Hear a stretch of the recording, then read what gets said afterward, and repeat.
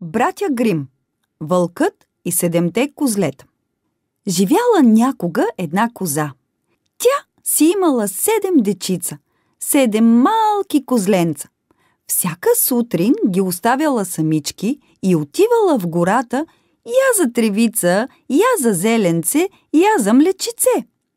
Преди да тръгне, козата винаги заръчвала на дечицата си да не пускат никого вкъщи и да не излизат навън. А щом се върнела, запявала: „Мамини козленца, бързо отворете, мама си дойде, носи ви млекце.“ Като чуели тази песничка, козлетата веднага отключвали вратата. Веднъж майка им се заговорила с приятелки в гората. Улисана, тя дори не забелязала как по пътеката се промъква един страшен вълк, преоблечен като козичка. Хитрият звяр отдавна се чудел как да се вмъкне в къщичката и да си похапне крехки малки козленца. След като се убедил, че са самички, той почукал на вратата и запял: „Мамини козленца, бързо отворете, мама си дойде, носи ви млекце.“ Чули козлетата дрезгавия му глас и веднага разбрали, че това не е майка им. „Няма да ти отворим, вълчо!“ закрещели те едно през друго. „Не можеш да ни излъжеш! Маминият глас е топъл и нежен, а не като твоя!“ Ядосал се лошият вълк, зачудил се как да измами козлетата. Мислил и измислил. Изтичал в горската сладкарница и излапал една пирошка с мед, та гласът му да поумекне. После отново почукал на вратата на козята къщичка и запял: „Мамини козленца, бързо отворете, мама си дойде, носи ви млекце.“ Развълнували се козлетата. Гласът му бил един такъв топъл и нежен, но все пак изобщо не приличал на маминия. „Ще ти отворим вратата, ако си покажеш копитцето“, рекли те. Вдигнал вълкът огромната си сива лапа към прозореца и козлетата веднага го познали. „Ти не си мама!“ закрещели те едно през друго. „Копицата на мама са белички! Махай се, вълчо, няма да те пуснем!“ Разярил се вълкът. Толкова прегладнял, че вече бил твърдо решен да надхитри тези умни козлета. Но как? Хукнал той към воденицата и увалял лапите си в брашно, та да станат белички като на козата. После отново почукал на вратата на козята къщичка и запял: „Мамини козленца, бързо отворете, мама си дойде, носи ви млекце.“ Заслушали се козлетата. Гласът бил топъл и нежен, обаче никак не й приличал на маминия. „Първо си покажи копитцето“, казали те. Вълкът вдигнал белите си лапи към прозореца. Малчуганите се подлъгали и му отворили. А кръвожадният звяр това и чакал. Втурнал се в къщичката и ги погнал да ги изяде. Наскачали оплашените козлета, хукнали да се крият кой където свари. Едно се пъхнало под леглото, друго скочило в бъчвата, трето пропълзяло под масата, четвърто се вмъкнало в коша за дрехи, пето влязло в долапа, шесто се свило зад печката, а седмото, най-маничкото, се скрило в стенния часовник. Вълкът ги намерил почти всичките и ги нагълтал цели целинички. Не успял да открие само седмото, но вече и без това бил сит. „Я да подремна на сянка“, казал си той и потътрил крака към гората. Прибрала се вкъщи козата и що да види? Вратата зее широко отворена. Козленцата ги няма, а на пода цари пълна неразбория. Досетила се горката майка какво е станало, седнала и заплакала. Изведнъж часовникът тихо изкърцал и от него излязло най-малкото и детенце. Втурнало се то към майка си и й разказало всичко. Добре, отвърнала тя и извадила от скрина голямата ножица. После взела един дебел конец и една дълга игла. „Знам какво трябва да направим.“ и тръгнала с козленцето си през гората да търси вълка. А той не бил стигнал далеч. Лежал под една върба и подремвал. Козата се приближила и му разпорила търбуха с голямата ножица. В този миг оттам изскочили всичките 6 козлета, цели и невредими. Те се пръснали по полянката, насъбрали цяла купчина камъни, напълнили с тях вълчия корем и майка им го зашила с дългата игла и дебелия конец. Накрая всички се скрили и зачакали да видят какво ще стане. Ето, че вълкът се събудил, протегнал се и изпъшкал. Ох, колко ми е тежко! Не е лошо да пие на водица. И се помъкнал към реката. Но когато се навел да отпие, тежкият му търбух го повлякал надолу и вълчо цъпнал във водата. Камъните на часа го повлекли към дъното и лакомникът потънал завинаги. Така ти се пада, рекла козата. Не трябваше да мамиш козлетата. Така ти се пада, така ти се пада, закрещели дечицата й едно през друго. После радостно се прегърнали и се прибрали в козята къщичка, където майка им ги нахранила с прясно зеленце. От тогава вече нямало кой да ги плаши и те заживели безгрижно. Братя Грим, бременските музиканти. Един мелничар си имал магаре. Дълги години то послушно мъкнело тежките чували с брашно, но накрая толкова остаряло, че вече не можело да работи. Тогава неблагодарният селянин му ударил една тояга и го натирил от къщи. Поскитало се магарето и решило да отиде в големия град Бремен, да стане уличен музикант.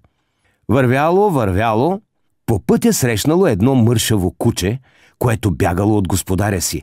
Той искал да го застреля, защото било много старо и не го бивало вече за лов. «Ела с мен в град Бремен», предложило му магарето. «Ще станем улични музиканти». Тръгнали двамата заедно и скоро видели един сърдит котарак. Той също бягал от стопанката си.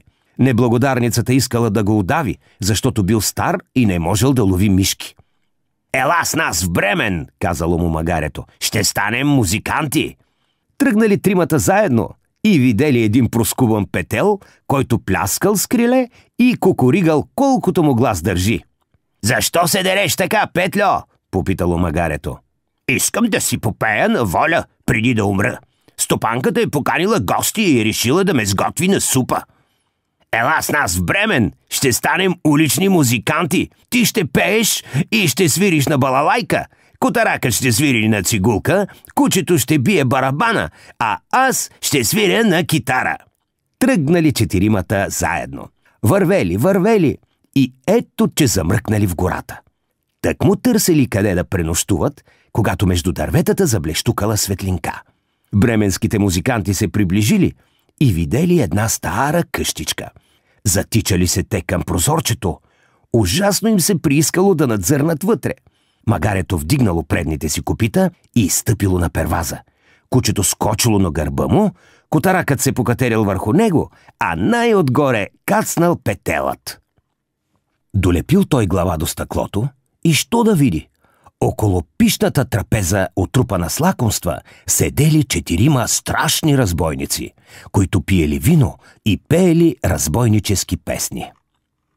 Че като ревнало онова мити магаре, разлаяло се кучето, замялкал котаракът, закукуригал петелът, вдигнала се страшна олелия. В суматохата всички паднали през прозореца и се изтъркаляли в стаята.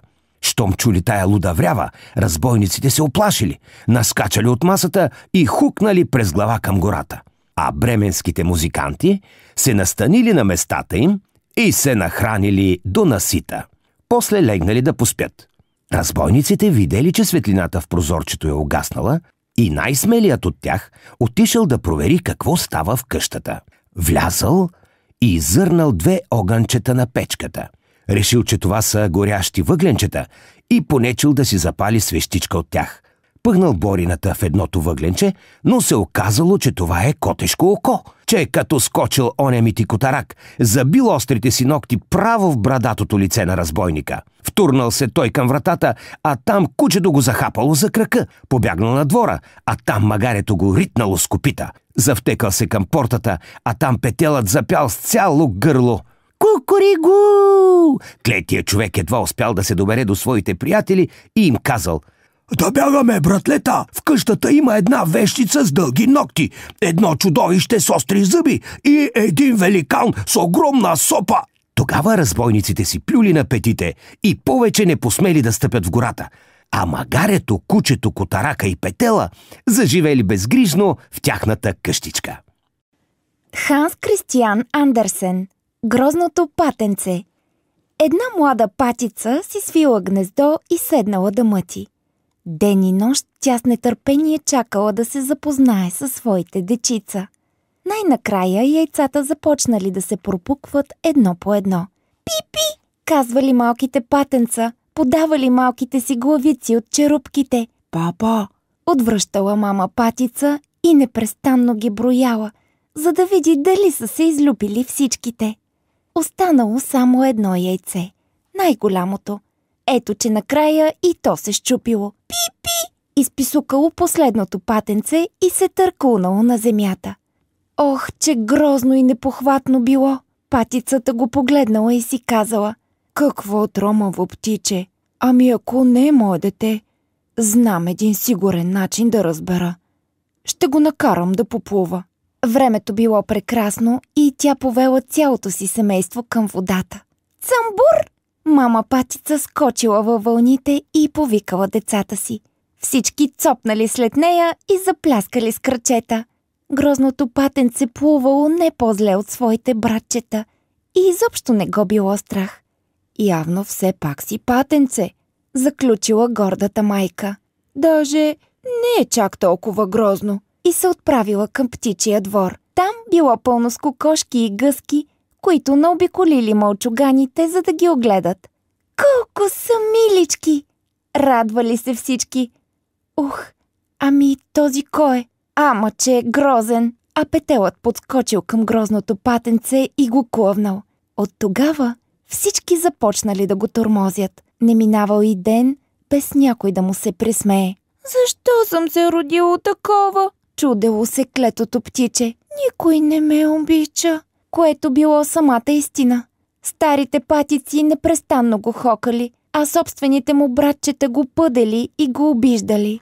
Накрая грозното патенце избягало, прехвръкнало над плета и тичало, докато не се озовало в едно голямо блато. Там го спрели два наперени диви гъсока.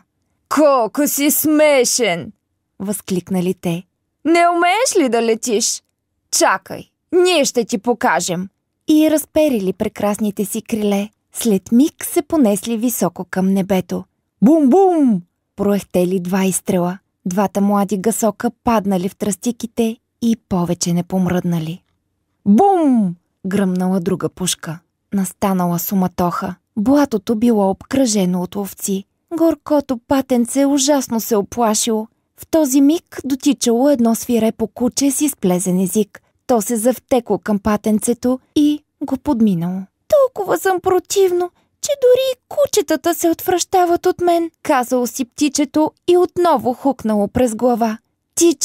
Тичало и при вечер стигнало до една мизерна каштурка. Тя била страшно порутена и сякаш се чудела на коя страна да падне.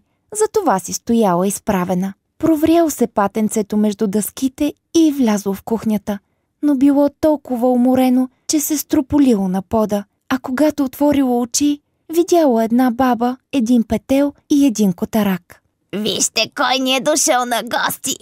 Зарадвала се бабата. Ти можеш ли да кукуригаш? Попитал важно петелът. А да мрънкаш и да си извиваш гърба? Добавил котаракът. Патенцето не можело. Тогава бабата го затворила в една тясна клетка. Скоро лятото свършило и дошла есента. Грозното патенце станало голямо и силно. Една сутрин То отворило клетката и избягало. Като се озовало на свобода, видяло в облаците ято прекрасни птици с извити шии и снежно-бели пера. Те кръжали във въздуха и се издигали все по-нагоре. Патенцето не знаело как се казват тези птици, не знаело и на къде отиват, но нещо в тях го привличало неудържимо. Зимата била ужасно студена. Самотното птиче замръзнало в езерото, но един селянин го спасил и го отнесъл у дома си. Като се посъвзело, то подскочило и паднало във ведрото с млякото. Жената на селянина изпищяла и плеснала с ръце. Тогава патето литнало към коритото с маслото и се озовало в чувала с брашното. На какво заприличало само? Добре, че вратата била отворена. Клетото пате изскочило навън и се скрило в храстите. Настъпила пролетта. Крилете на патенцето заякнали и го носели неусетно над облаците. Един ден то кацнало в малкото езерце да поплува, а там отново видяло онези красиви птици. Като го забелязали, те се впуснали вкупом към него. Добре, промълвило бедното създание. Убийте ме, затето се осмелявам да ви доближа. И смирено свело глава, за да посрещне смъртта си. Не щеш ли? В този миг то съзряло във водата собственото си отражение и разбрало, че вече не е грозно патенце, а прекрасна птица с извита шия и снежно-бели пера. Няколко дечица тичали по брега и хвърляли житни зранца във водата. Едно от тях извикало: Вижте, вижте! Дошъл е още един лебед! Той е най-хубав от всички! А другите лебеди радостно наобиколили своя събрат. Не съм и сънувал такова щастие, докато бях грозно патенце, казал нашият красавец и изпънал елегантната си шия. Болен здрав носи. Вървяла си лиса по пътя и изведнъж то да види. Един дядо кара пълна шейна с риба. Дояло и се на лиса, изтичала напред и се проснала като умряла. Побутнал я дядото. Ни мърда, ни шава. Брейче късмет, помислил си той. Ще направя кожухче на бабата. Грабнал я и я метнал при коша с рибата. А лисицата това и чакала. Повдигнала капака и рибка по рибка изхвърлила всичко на пътя. После скочила от шейната. Прибрал се дядото у дома и още от вратата извикал: Ела да видиш, бабо, какъв дар ти нося! Ще ти направя кожух от лисица! Като чула това бабата, грабнала вехтото си палтенце и го запокитила право в огнището. Но като надникнала в шейната, там нямало нищичко. В това време лисана събрала всичката риба и я окачила в хралупата си да се изсуши. Дошъл Комчо Вълчо, гладен прегладнял. Нагости ме, комичке, примолил се той. От 3 дни нищо не съм ял. Лисицата му подхвърлила една рибе глава и му рекла: Ето, Вълчо, само не поглеждай към комина, че да не ти падне сажда в окото. Но вълкът не се стърпял, погледнал нагоре и що да види? 3 нани за риба висят от тавана. Откъде имаш толкова риба, комичке? Учудил се той. Сама си я налових. Пробих една дупка в леда, проврях си вътре опашката и запях: Елате, рибки при лиса! Елате, рибки при лиса!